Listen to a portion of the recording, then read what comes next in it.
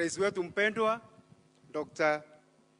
Ruto, Her Excellency the Governor Kawira Mwangaza na wageni wengine wote mashuhuri. Mimi sasa nitaongea kwa niaba ya hawa wakulima wote karibu 4,000. Kwa hivyo yetu ni kushukuru sana Rais kwa kupata nafasi hii out of your very busy schedule kuja kuona hawa watu wa pande hii ya Bori. Sisi tumeishi na shinda miaka nenda miaka rudi, lakini mwaka wa 2019 tulipo struggle kabisa tukalemewa, serikali ikakuja na ikatusaidia, na sasa hii maji imefika na tumefurahi sana Rais. Hata sasa wewe umeona maji imefika, kwa sababu kama vile mheshimiwa wetu amesema hapa ni jangwa, kuna kaanga hata miaka 2 miaka 3 bila kunyesha. Lakini sasa we want to assure you that mimi na mheshimiwa Rindikiri tumeongea, tunataka uje the third year from now ndio utaona yetu itakuwa green revolution. Ukipita na barabara ndio utaona ile impact ambapo ulikuja hapa to launch, ndio utaona impact kweli enyewe, kwa sababu tutakuwa tumeconnect sasa kila mtu.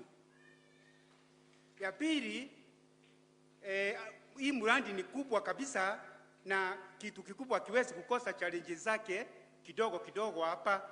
Kama vile mheshimiwa Mwirigi amesema, MCA wa hapa, maji haijatosha, na mimi maombi yangu ni kwamba because sasa we are food deficit, tutakuwa food surplus wakati huo mwingine after 3 years ukija tutakuwa food surplus.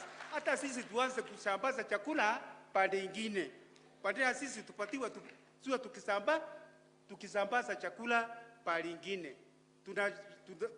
Na tunataka kuingilia sana mambo ya horticulture, mambo ya vitunguu, mambo ya mboga, mambo ya horticulture yote. Uwanja wa ndege uko hapa, hata sisi tunaweza hata kuexport kutoka hapa iende ng'ambo.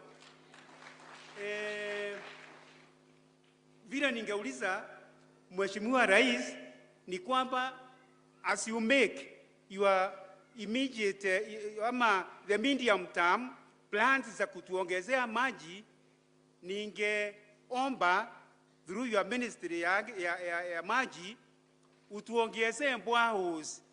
Pale maji haijafika utuongezee boreholes. Nilikuwa nimeandika proposal kama tupatiwe na ministry ya maji boreholes 10 through National Irrigation Authority, wakatupatia boreholes 3. Kwa hivyo sasa tumepatiwa 3, sasa kuna zingine 7 zimebaki. Kwa hivyo Rais, mimi ningeomba utuongezee hizo 3 ziwe 10 ili ziende pari nyingine ya chini kidogo, Your Excellency. Na sina mengi, yetu ni kushukuru sana. You are just a good person effortlessly. You don't put effort to be a good person. You are just a good person naturally. Kwa hivyo tusaidie pale itawezekana. Thank you very much, sir.